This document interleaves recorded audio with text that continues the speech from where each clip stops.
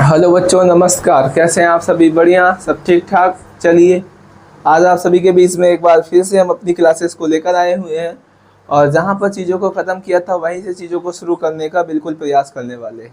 तो आप सभी फटाफट से वीडियो को सभी बच्चों तक की शेयर कर दीजिए और क्लासेस में फटाफट से आ जाइए। और जहाँ पर चीज़ें नहीं समझ में आएंगी वहाँ पर चीज़ें आप क्या कर सकते हैं, आप चीज़ों को बिल्कुल बेहतर तरीके से क्या कर सकते हैं, पूछ सकते हैं। ठीक है ना? तो आज ज़्यादा समय ना लेते हुए हम क्लासेस को करेंगे स्टार्ट। और आज जो हम लोग पढ़ने वाले हैं, हम लोग जो सबसे पहली हेडिंग हम लोग पढ़ने वाले हैं वह पढ़ेंगे हम लोग संधारित्र के बारे में। किसके बारे में हम लोग पढ़ने वाले हैं?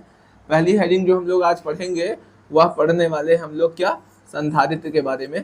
तो आप सभी कॉपी पेन निकाल लीजिए और पहली हेडिंग आप सभी डालेंगे क्या, संधारित्र। इस तरीके से आप सभी पहली हेडिंग डालिए संधारित्र, और जिसको इंग्लिश में हम लोग क्या बोलते हैं, जिसको इंग्लिश में हम लोग बोलते हैं कैपेसिटर। तो संधारित्र को हम लोग इंग्लिश में क्या बोलते हैं? संधारित्र को हम लोग इंग्लिश में बोलते हैं इस तरीके से, कैपेसिटर बोलते हैं। ठीक है ना? तो इस तरीके से हम लोग संधारित्र को क्या बोलते हैं, कैपेसिटर। और आज जो हम लोग पढ़ेंगे वह संधारित्र के बारे में पढ़ेंगे। चलिए आइए हम बात करते हैं संधारित्र के बारे में। संधारित्र क्या होता है इसके बारे में हम लोग पढ़ने वाले हैं। ठीक है ना? तो इस तरीके से हम संधारित्र के बारे में पढ़ेंगे। संधारित्र क्या होता है आइए देखते हैं। जैसे सपोज अभी हमारे पास इस तरीके से ये एक प्लेट है, हमारे पास इस तरीके से ये प्लेट है और इस प्लेट को हमने जो नाम दे दिया, सपोज इस प्लेट को हमने नाम दे दिया है प्लेट ए। ठीक है ना? और क्या है ना कि इस प्लेट पर जो आवेश है, सपोज इस प्लेट पर जो हमारा आवेश है वो सपोज धनात्मक आवेश इस तरीके से है। ठीक है ना? इस प्लेट पर जो आवेश है क्या, वो धनात्मक आवेश इस तरीके से इस प्लेट को दिया गया है। सपोज इसको हमने ऐसे कंडक्टर द्वारा कितना आवेश दे रहे हैं, इसको जो है क्यू आवेश हम सपोज देने का प्रयास कर रहे हैं। इस कंडक्टर को हम कितना आवेश दे रहे हैं, ऐसे प्लस क्यू आवेश दे रहे हैं। तो इस तरीके से इस प्लेट ए पर जो यहाँ पर चार्ज है वो सपोज कितना चार्ज है, प्लस क्यू चार्ज है इस प्लेट ए पर। ठीक है ना?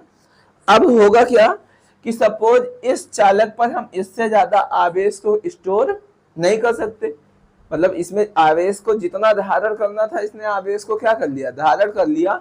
अब इससे ज्यादा इस प्लेट को आवेश नहीं दिया जा सकता। और सपोज अभी हमें क्या है, अभी हमको इसको और आवेश देने की आवश्यकता है। ठीक है?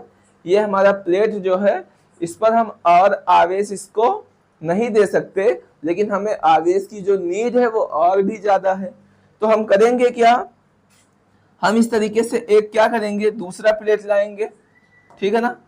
इस तरीके से हम एक दूसरा प्लेट लाएंगे और इसके पास लाके रख देंगे। इस तरीके से, इस तरीके से हम एक दूसरा प्लेट लेकर आएंगे।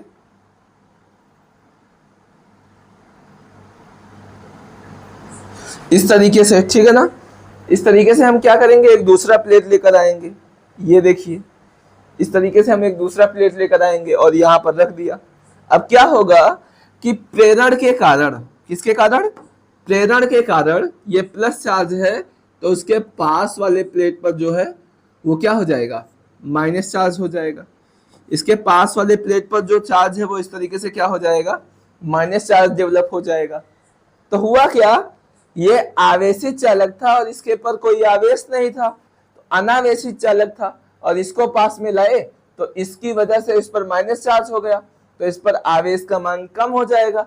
अब ये प्लेट और आवेश को धारण कर सकता है क्योंकि ये प्लेट इसको कुछ आवेश दे देगा तो इस पर खाली जगह हो जाएगा और अब और आवेश इस पर आ सकता है। तो मतलब क्या किया कि दूसरी प्लेट लाए तो इस प्लेट में, प्लेट ए में आवेश को धारण करने की क्षमता क्या हो गई, बढ़ गई। और ये हमारा सपोज जो है प्लेट क्या है, प्लेट बी है। समझ में आया? अब है क्या कि इन दो प्लेटों के बीच में ये जो खाली जगह है, इन दोनों प्लेट के बीच में जो खाली जगह है इसमें क्या है, इसमें हमारा जो है वो वायु है। और दोनों प्लेटों के बीच की जो डिस्टेंस है, सपोज वो दोनों प्लेटों के बीच की जो दूरी है वो सपोज कितनी दूरी है, डी है। लेकिन अब एक समय ऐसा आएगा कि इस प्लेट पर हम और ज्यादा आवेश को इकट्ठा नहीं कर सकते, इस पर धनात्मक चार्ज है और नहीं ज्यादा कर सकते थे, तो दूसरा चालक लाया तो इसने इसको कुछ आवेश दे दिया तो इसमें आवेश की कमी हो गई, तो अब और आवेश इस पर आ सकता है। लेकिन एक समय आएगा कि इस पर भी आवेश की मात्रा जो है वो पूरी हो जाएगी, तो हम और आवेश की हमको जरूरत है। तो हम क्या करेंगे तो लास्ट में हम करेंगे क्या, ये जो हमारा प्लेट बी है, कौन सा प्लेट है हमारा, हमारा जो प्लेट बी है, इसको हम ले जाके ऐसे पृथ्वी से क्या कर देंगे, इसको ले जाकर इस तरीके से हम पृथ्वी से क्या कर देंगे, कनेक्ट कर देंगे। और पृथ्वी का जो विभव होता है वो 0 होता है। इस तरीके से पृथ्वी का जो विभव होता है वो कितना होता है, पृथ्वी का जो विभव है वो 0 होता है। अब क्या होगा, इधर इस पे आवेश आएगा, ये इसको देगा और जाके पृथ्वी में 0 हो जाएगा, आएगा इधर से 0, इधर से आएगा, इधर 0 हो जाएगा। अब चाहे जितने आवेश की जरूरत हो हम उतना आवेश क्या कर सकते हैं, इस पर जितने आवेश की आवश्यकता है हम ले सकते हैं। तो किसे हम कहेंगे, संधारित्र। तो मैंने ये एक सिस्टम बनाया है, एक समायोजन है, ये एक युक्ति है जिससे मैंने कोई भी परिवर्तन इसके आकार में किया ही भी नहीं, और जितने आवेश की जरूरत थी इस पर हम पर्याप्त मात्रा में आवेश संचित कर सकते हैं, इकट्ठा कर सकते हैं। इसी को हम लोग संधारित्र बोलते हैं। इसी को क्या बोलते हैं, संधारित्र बोलते हैं। तो आइए हम समझते हैं चीजों को, क्या होता है संधारित्र। लिखते हैं हम डिफिनेशन, संधारित्र क्या होता है। तो संधारित्र एक समायोजन है। क्या है, संधारित्र एक समायोजन है। इस तरीके से हम लोग, संधारित्र एक समायोजन है, संधारित्र एक समायोजन है, संधारित्र एक समायोजन है जिससे चालक के आकार में बिना परिवर्तन किए, जिससे चालक के आकार में, जिससे चालक के आकार में, जिससे चालक के आकार में बिना परिवर्तन किए, जिससे चालक के आकार में बिना परिवर्तन किए, जिससे चालक के आकार में बिना परिवर्तन किए उस पर पर्याप्त मात्रा में, उस पर पर्याप्त मात्रा में, उस पर पर्याप्त मात्रा में क्या कर सकते हैं, उस पर पर्याप्त मात्रा में आवेश संचित किया जा सकता है। उस पर पर्याप्त मात्रा में आवेश संचित किया जा सकता है, संचित किया जा सकता है, ठीक है ना। इस तरीके से संचित किया जा सकता है। हमारा क्या कहलाएगा, संधारित्र कहलाता है। संधारित्र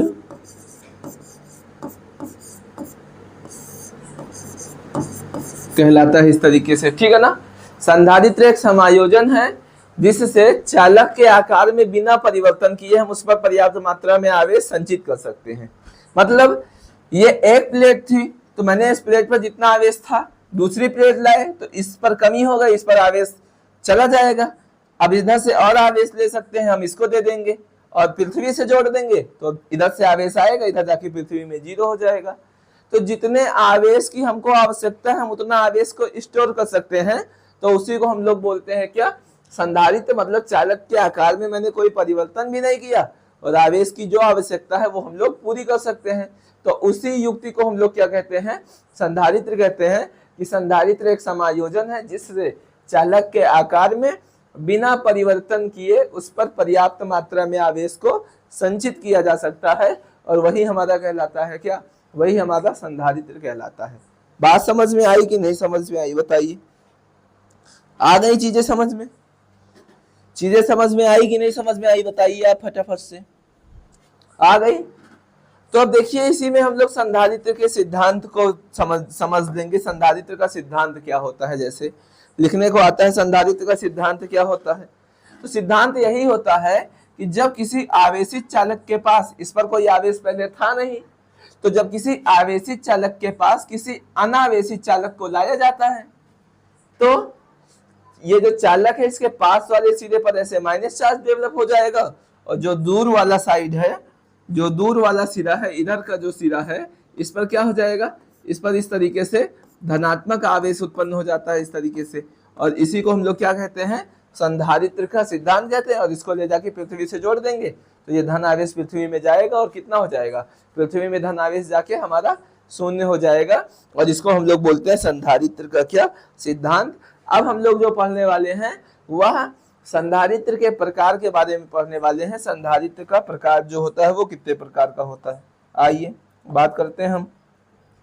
नेक्स्ट हेडिंग जो हम सभी की होने वाली है वो क्या होने वाली है, इसके बारे में हम लोग बात करते हैं। तो जो नेक्स्ट हेडिंग है वो हम सभी की होने वाली है संधारित्र के प्रकार।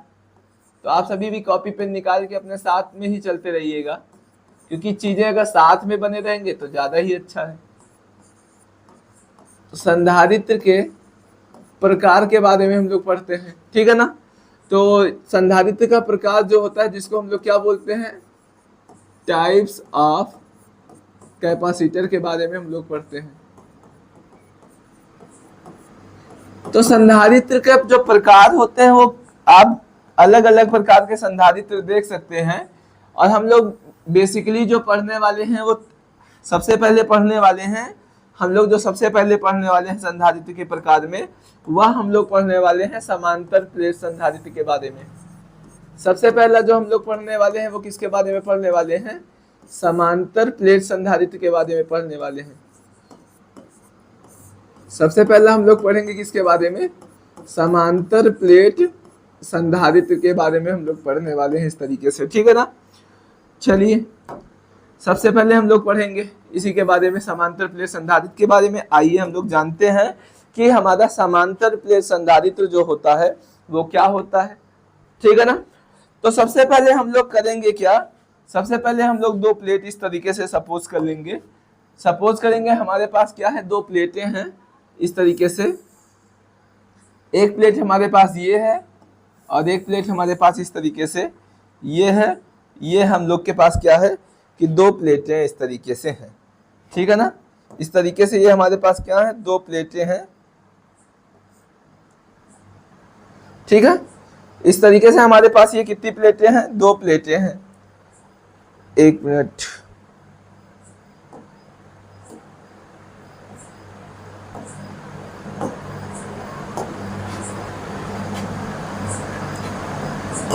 चलिए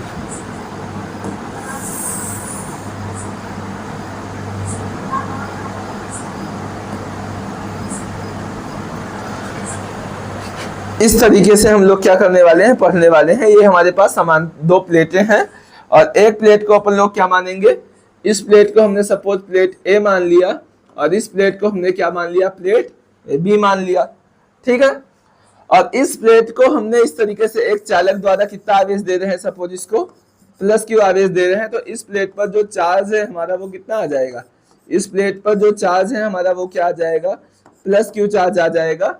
और हम लोग जानते हैं कि हमारा जो पास वाला प्लेट है, इस प्लेट पर जो चार्ज आ जाएगा वो हमारा क्या आ जाएगा, इस प्लेट पर चार्ज हमारा जो है ये माइनस आ जाएगा इस तरीके से। अब दोनों प्लेटों के बीच का जो डिस्टेंस है वो डिस्टेंस हमने कितना सपोज कर लिया है, दोनों प्लेटों के बीच का जो डिस्टेंस सपोज किया है मैंने वो डी डिस्टेंस सपोज कर लिया है इस तरीके से। और इसमें विद्युत क्षेत्र की दिशा जो है इस प्लेट में वो किधर से किधर की ओर हो जाएगी, प्लस से इस तरीके से माइनस की ओर क्या हो जाएगा।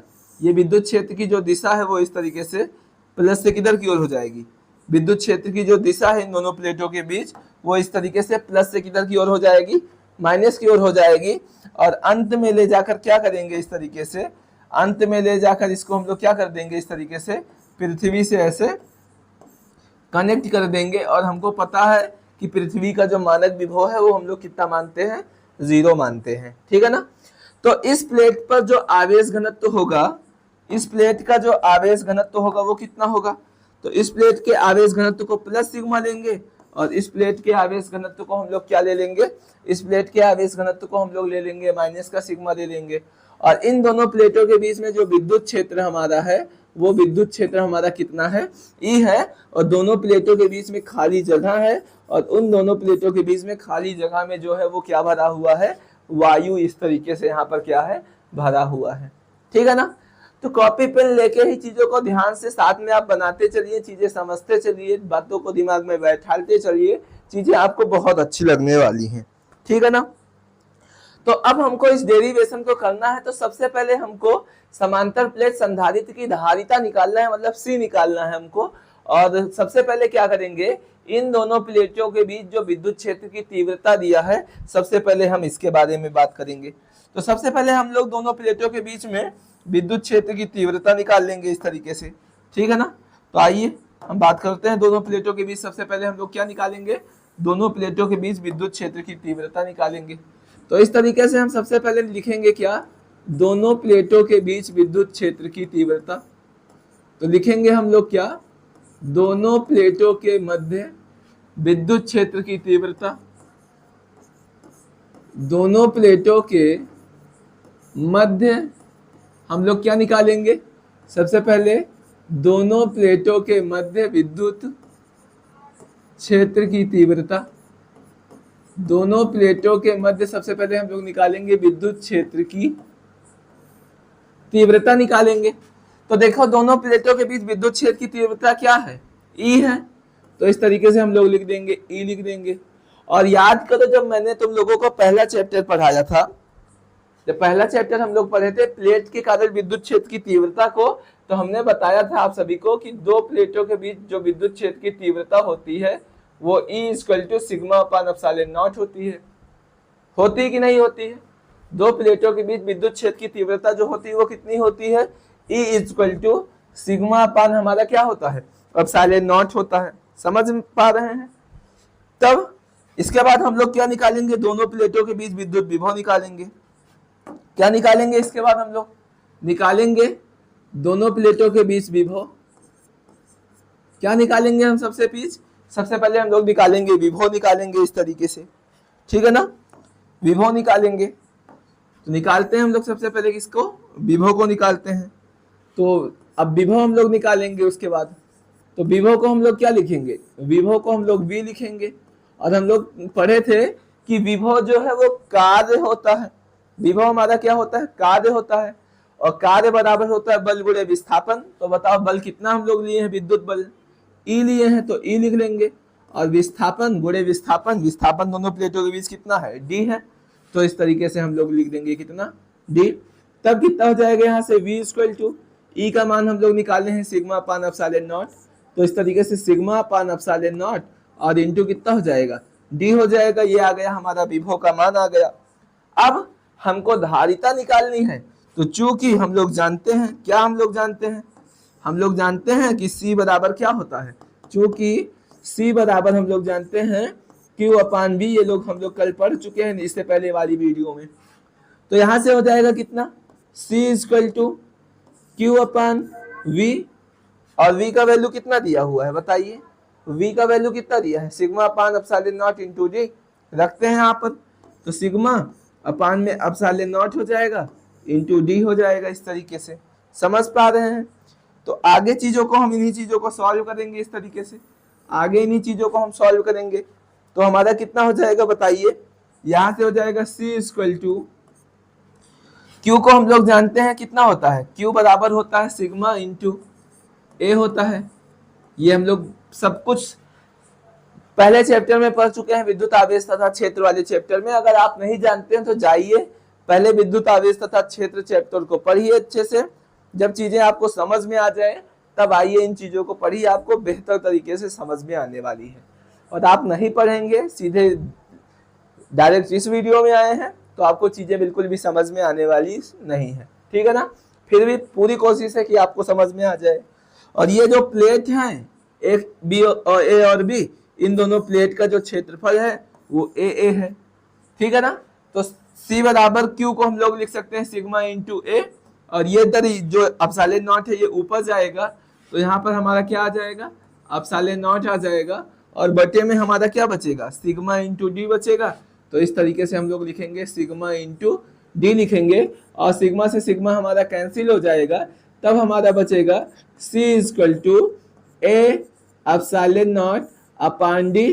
और यही जो होता है, ये जो फार्मूला निकल के आ रहा है, ये फार्मूला हमारा होता है समांतर प्लेट संधारित्र की धारिता निकालने का। ये हमारा क्या है, ये हमारा जो फार्मूला है, ये इस तरीके से समांतर प्लेट संधारित्र की धारिता निकालने का फार्मूला है।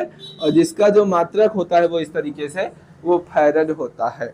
बात समझ में आई कि नहीं आई? समांतर प्लेट संधारित्र की जो धारिता है वो कितनी होती है? ए epsilon not upon D farad होती है। ये समांतर प्लेट संधारित्र की जो है वो धारिता होती है। ठीक है ना? तो इस तरीके से ये चीजें रही। अगर आप इसमें कभी कभी ऐसा कह देता है परावैद्युत पदार्थ के लिए कितना होगा, कभी कभी यही पूछ लेता है कि परावैद्युत पदार्थ के लिए क्या होता है समांतर प्लेट संधारित्र की धारिता। ध्यान दीजिएगा, क्या पूछेगा? परावैद्युत पदार्थ के लिए जब पूछे, इस तरीके से जब पूछ ले, ये किसके लिए? परावैद्युत पदार्थ के लिए पूछ ले। परावैद्युत पदार्थ के लिए अगर ऐसा ये पूछ ले तो कितना हो जाएगा? तो जब परावैद्युत पदार्थ के लिए कहेगा तो परावैद्युत पदार्थ के लिए के हम मान लेते हैं। परावैद्युत पदार्थ के लिए हम क्या ले लेते हैं? के ले लेते हैं। तब यहां से फार्मूला क्या हो जाएगा? तब यहां से जो फार्मूला है वो इस तरीके से कितना हो जाएगा? देखिए, इस तरीके से फार्मूला जो है वो हो जाएगा, के ले लेते हैं परावैद्युत पदार्थ के लिए, तब फार्मूला हमारा जो हो जाएगा वह फार्मूला हमारा हो जाएगा C equal to A epsilon naught और के का मल्टीप्लाई हो जाएगा और अपान में हमारा डी होता ही है, तो इस तरीके से डी लिख देंगे और ये हमारा फार्मूला जो है वो आ जाएगा इस तरीके से। समझ पा रहे हैं? ये आ जाएगा हमारा परावैद्युत पदार्थ के लिए समांतर प्लेट संधारित्र की धारिता आ जाएगी और इसका भी जो मात्रक होता है वो हमारा क्या होता है? फैरड होता है। तो बताइए फटाफट से ये चीजें आपको आई समझ में कि नहीं आई? जहां पर कोई दिक्कत हो तो वो चीजें बताइए, आपको हम समझा दे रहे हैं। कोई दिक्कत नहीं है, चीजें आ गई समझ में? चलिए, बहुत अच्छी बात है। तो नेक्स्ट हेडिंग जो हम सभी पढ़ने वाले हैं वह फिर से हम लोग पढ़ेंगे समांतर प्लेट संधारित्र की धारिता। लेकिन इस बार क्या पढ़ेंगे कि इन दोनों प्लेटों के बीच यहाँ वायु है, लेकिन अब इन दोनों प्लेटों के बीच में कोई परावैद्युत पदार्थ रखा हुआ होगा और उसके कारण हमको धारिता निकालने का, जो सी निकालने का फार्मूला होता है, इसको हमको फाइंड करना है। ठीक है ना? तो आप सभी हेडिंग डालिए। नेक्स्ट हेडिंग जो होने वाली है वो क्या होने वाली है? समांतर प्लेट संधारित्र की धारिता। नेक्स्ट हेडिंग जो होने वाली है वो क्या होने वाली है? समांतर प्लेट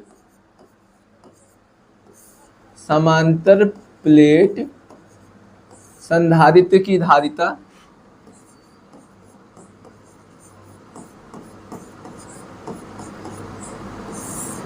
समांतर प्लेट संधारित्र की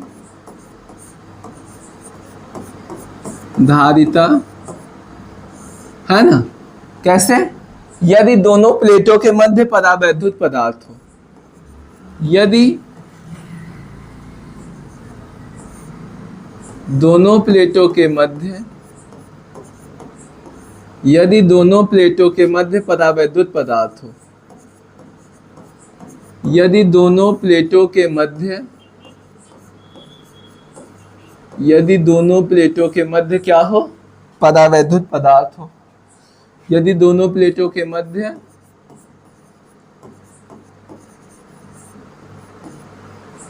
परावैद्युत, ये रहा हम लोग का हेडिंग। ठीक है ना? आप सभी कॉपी पेन के साथ इस तरीके से ये हेडिंग अपने कॉपी पे डाल लें। चलिए, इसके बारे में हम लोग पढ़ने वाले हैं। तो सबसे पहले हम लोग करेंगे क्या? हम लोग इस तरीके से समांतर प्लेट बना लेंगे। ठीक है ना?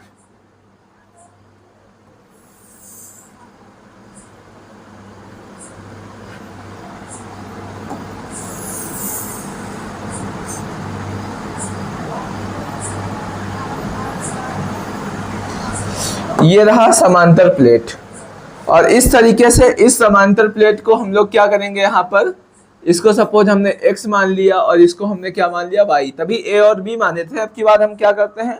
x और y मान लेते हैं, उससे कोई दिक्कत नहीं है। और इन दो प्लेटों के बीच क्या है ना कि इन दो प्लेटों के बीच में एक हम लोग इस तरीके से क्या करेंगे? परावैद्युत पदार्थ रख देंगे। इन दो प्लेटों के बीच सपोज ऐसे टी मोटाई का एक परावैद्युत पदार्थ रखा है। इन दो प्लेटों के बीच इस तरीके से क्या है? टी मोटाई का परावैद्युत पदार्थ रखा है।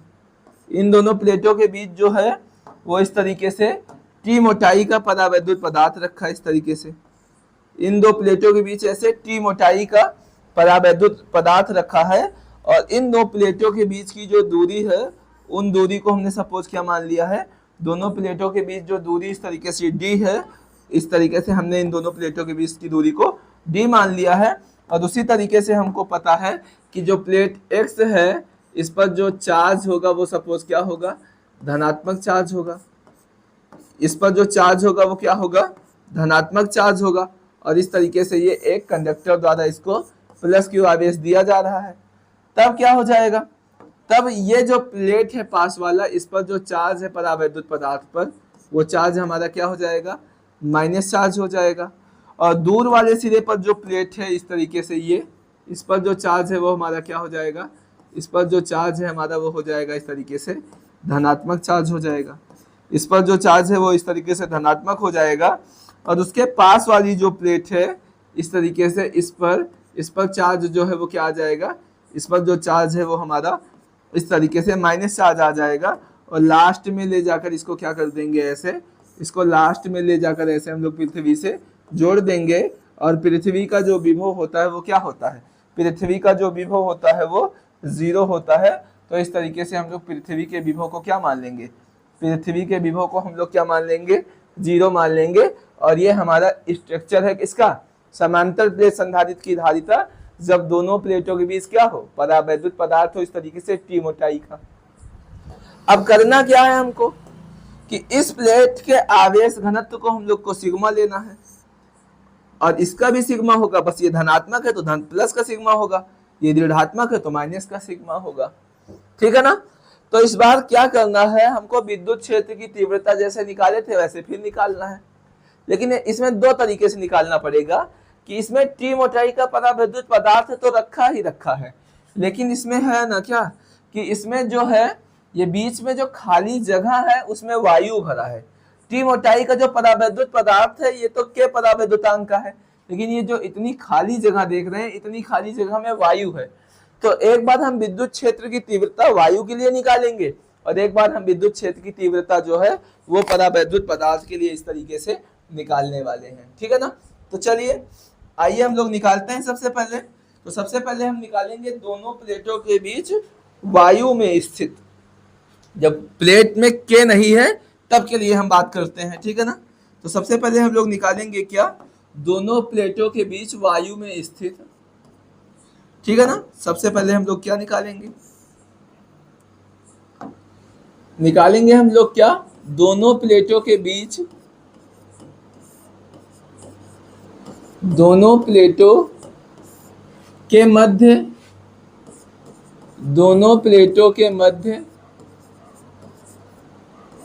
वायु में विद्युत क्षेत्र की तीव्रता, दोनों प्लेटों के मध्य वायु में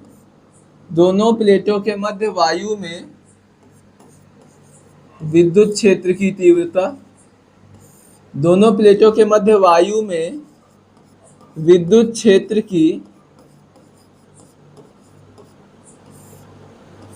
तीव्रता। ठीक है ना। दोनों प्लेटों के मध्य किसमें, वायु में विद्युत क्षेत्र की तीव्रता, मतलब जब ये जितने भाग में के नहीं है, मतलब इस खाली जगह में और इस खाली जगह में विद्युत क्षेत्र की तीव्रता क्या होगी निकालते हैं। तो वायु के लिए विद्युत क्षेत्र की तीव्रता को हम लोग E0 मान लेंगे। ठीक है ना। और E0 अभी हमने बताया था कि वायु के लिए विद्युत क्षेत्र की तीव्रता निकालने का फार्मूला क्या होता है, दोनों प्लेटों के बीच विद्युत क्षेत्र की तीव्रता जो वायु में कितनी होती है, सिग्मा अपान क्या होता है, एप्सिलॉन नॉट होता है, हम लोगों ने पढ़ा था। और इसको हमने इस तरीके से रिलेशन नंबर क्या सपोज कर लिया, रिलेशन नंबर फर्स्ट मैंने मान लिया। किसी को कोई दिक्कत हो तो बताइए। अब क्या करेंगे, दोनों प्लेटों के बीच वायु में विद्युत क्षेत्र की तीव्रता हम निकाल लिए, तो इसी तरीके से हम दोनों प्लेटों के बीच विभव भी निकाल लेंगे, वायु में विभव, तो विभव भी हम लोग निकाल लेंगे इस तरीके से।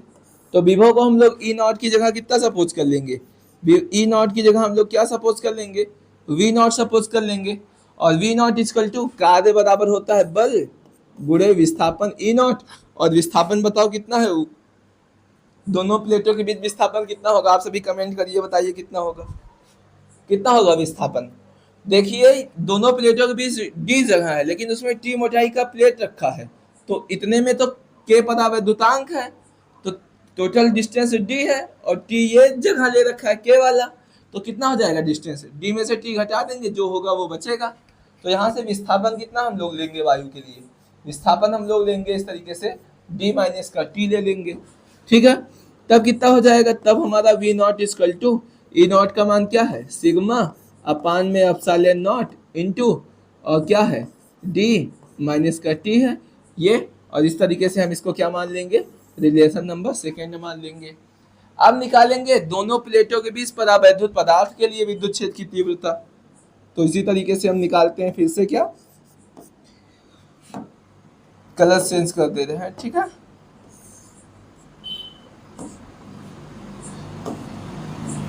तो अब हम लोग निकालेंगे क्या, दोनों प्लेटों के मध्य वायु के लिए,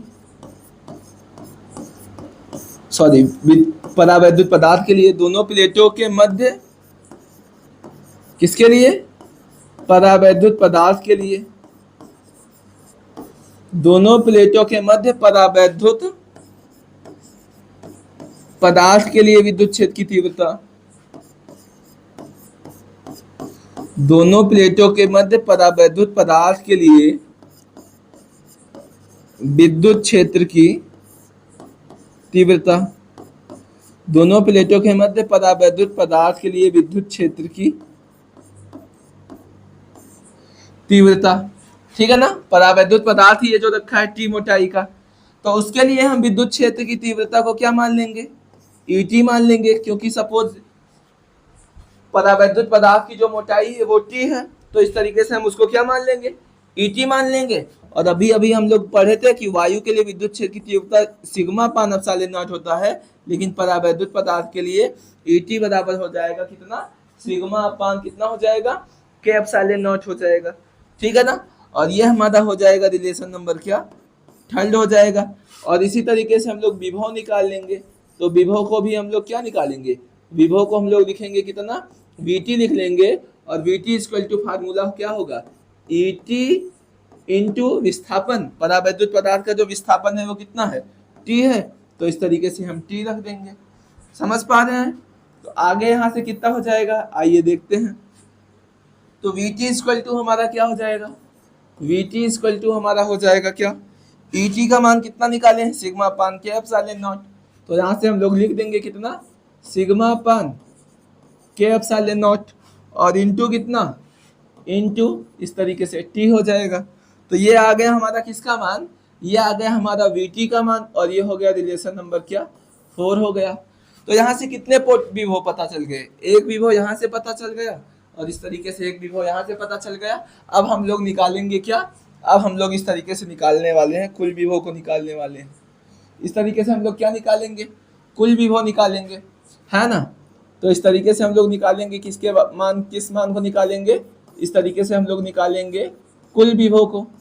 और कुल विभव को हम लोग कितना लिखते हैं, इस तरीके से हम लोग जो है वो कुल विभव को क्या लिखेंगे, बताइए कितना लिखेंगे। तो कुल विभव को हम लोग v मान लेंगे, और कुल विभव v निकालने के लिए हम v नॉट को और vt को क्या कर देंगे, जोड़ देंगे। तो यहाँ से v equal to V naught कितना है, v नॉट हमारा है सिग्मा अपान के एप्सिलॉन नॉट, सिग्मा अपान के एप्सिलॉन नॉट d माइनस का t है, और ऐसे प्लस vt कितना है, सिग्मा अपान के एप्सिलॉन नॉट, और इंटू कितना है, इंटू कितना है t है। एक मिनट, v नॉट में k तो होगा नहीं, सिग्मा अपान एप्सिलॉन नॉट होगा। चलिए इसको सिग्मा अपान एप्सिलॉन नॉट यहाँ पे है, तो इसको वही रहने दीजिए, ठीक है। चलिए आगे बात करते हैं।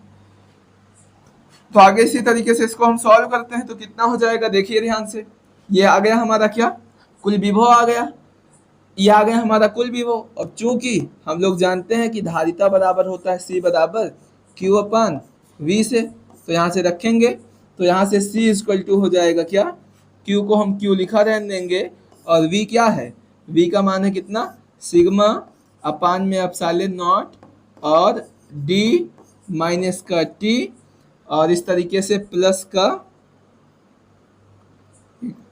इस तरीके से क्या है, Q अपान V प्लस का है कितना, सिग्मा अपान के एप्सिलॉन नॉट इंटू कितना है T है। अब आगे इसी को और हम सॉल्व करेंगे, तो C इक्वल टू हो जाएगा, Q को हम लोग लिख सकते हैं सिग्मा इंटू ए लिख सकते हैं, और यहाँ से सिग्मा अपान एप्सिलॉन नॉट दोनों में कॉमन हो जाएगा, तो सिग्मा अपान एप्सिलॉन नॉट कॉमन हो जाएगा, तो ब्रैकेट में क्या बचेगा, D माइनस का T बचेगा, और यहाँ प्लस का कितना बचेगा, T बचेगा, और अपान में हमारा क्या बचेगा, इस तरीके से हमारा K बचने वाला है। इसमें समझ पा रहे हैं? तो सिग्मा से सिग्मा हमारा कैंसिल हो जाएगा, तो एप्सिलॉन नॉट ए के पास जाएगा, तो कितना हो जाएगा, तब हमारा हो जाएगा C equal to A epsilon naught हो जाएगा इस तरीके से, और आगे कितना हो जाएगा, ए एप्सिलॉन नॉट, और बटे में क्या बचेगा, ये एप्सिलॉन नॉट ऊपर गया तो बटे में ये बचेगा D minus T plus T upon के, लिख देंगे यहाँ से, बचेगा हमारा क्या, D माइनस का T और प्लस का हमारा क्या बचेगा, T अपन के बचेगा इस तरीके से। तो ये हो गया हमारा C equal to A epsilon naught upon में, अब हम करेंगे क्या यहाँ से कि D minus T plus T upon के है, इसको चाहे तो हम ऐसे भी लिख के छोड़ सकते हैं, क्या लिख सकते हैं, D माइनस का टी प्लस का टी अपान के, और चाहो तो इसी को क्या कर सकते हो, कॉमन कर सकते हो इसमें से टी को, है ना, तो वो नहीं भी करोगे तो कोई मुश्किल नहीं है। और यही इस तरीके से ये हमारा जो फार्मूला आ जाएगा, ये फार्मूला हमारा आ जाएगा समांतर प्लेट संधारित्र की धारिता कब, जब दोनों प्लेटों के बीच परावैद्युत पदार्थ हो तब, और ये उसकी धारिता का जो मात्रक है वो हमारा फैराड होता है। तो ये चीजें बताइए आपको समझ में आई कि नहीं समझ में आई, बताइए ये चीजें आपको आई कि नहीं आई, समझ में आ चुकी हो तो चीजों को हम आगे बढ़ते हैं। तो ये रहा आज का हमारा टॉपिक, है ना। हम लोग क्या पढ़े, सबसे पहले हम लोग इस तरीके से संधारित्र के बारे में पढ़े, फिर हम लोग समांतर प्लेट संधारित्र के बारे में पढ़े, फिर हम लोग समांतर प्लेट संधारित्र की धारिता के बारे में पढ़े जब दोनों प्लेटों के बीच परावैद्युत पदार्थ हो, इस तरीके से। अब जो हम लोग पढ़ने वाले हैं वह हम लोग पढ़ने वाले हैं गोलीय संधारित्र की धारिता के बारे में पढ़ने वाले हैं। किसके बारे में हम लोग पढ़ने वाले हैं, नेक्स्ट हेडिंग जो हम लोग बात करेंगे वह हम लोग बात करने वाले हैं गोलीय संधारित्र की धारिता के बारे में, ठीक है ना। तो आप सभी भी हेडिंग डालिए अपनी कॉपी पेन पे, गोलीय संधारित्र की धारिता के बारे में हमको पढ़ना है। गोलीय संधारित्र की धारिता के बारे में हमको क्या करना है, गोलीय संधारित्र की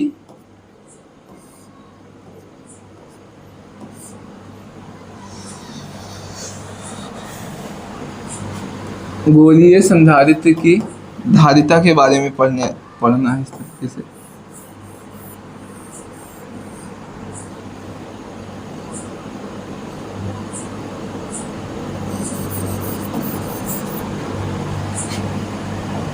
गोलीय संधारित्र की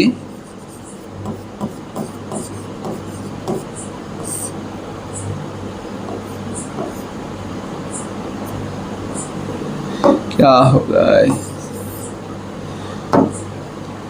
गोलीय संधारित्र की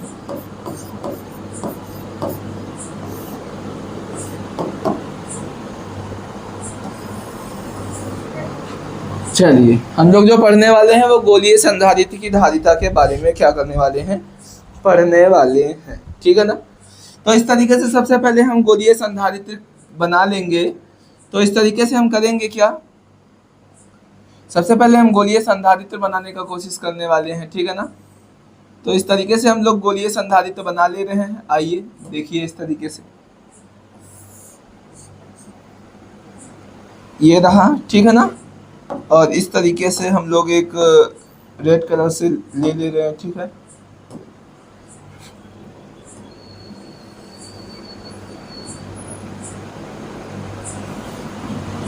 ठीक है,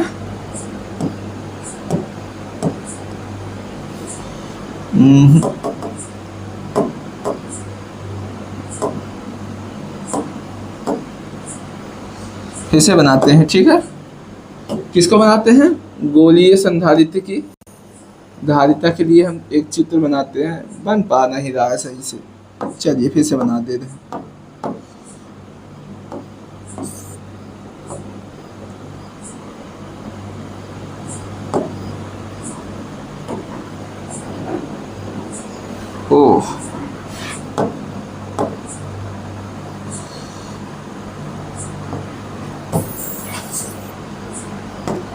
से बनाते हैं, ठीक है।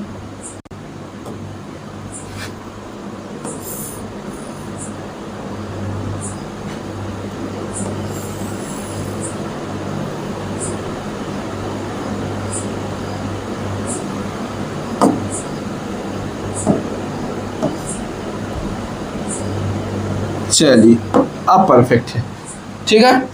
तो इस तरीके से हम सबसे पहले क्या करेंगे, एक गोलीय संधारित्र बनाने का प्रयास करेंगे और इसको सपोज हम क्या करेंगे, एक चालक तार द्वारा इसको हम अंदर वाले को धनात्मक आवेश दे रहे हैं, ठीक है ना।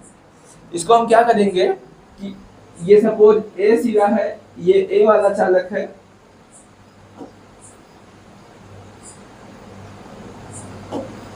ये सपोज ए चालक है इस तरीके से, और बाहर वाला जो है ये ए चालक है और बाहर वाला जो है हमारा वो बी चालक है, ठीक है।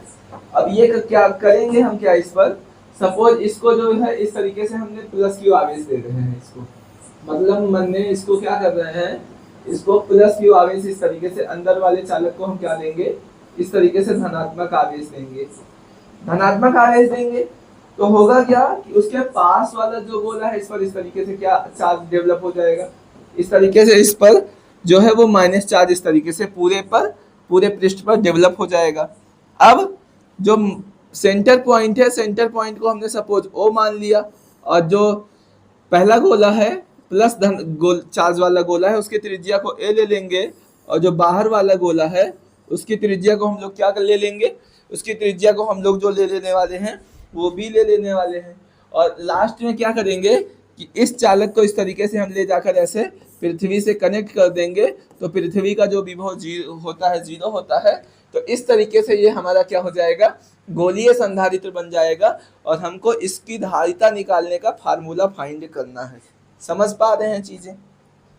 तो आइए हम बात करते हैं इसके बारे में, गोलीय संधारित्र की धारिता के बारे में हम बात करते हैं इसके बारे में, ठीक है ना। क्या होता है गोलीय संधारित्र की धारिता, आइए इसके बारे में हम बात करते हैं। तो सबसे पहले हम लोग क्या करेंगे, गोलीय संधारित्र की धारिता निकालने के लिए सबसे पहले गोले ए पर विभव निकालेंगे। सबसे पहले इस तरीके से क्या करेंगे हम लोग, इस तरीके से हम लोग क्या करेंगे कि जो ए गोला है इस पर हम विभव निकालेंगे।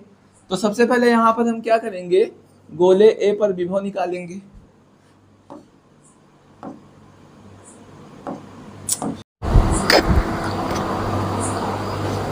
तो इस तरीके से हम लोग सबसे पहले हम लोग क्या करेंगे, गोले ए पर विभव निकालेंगे।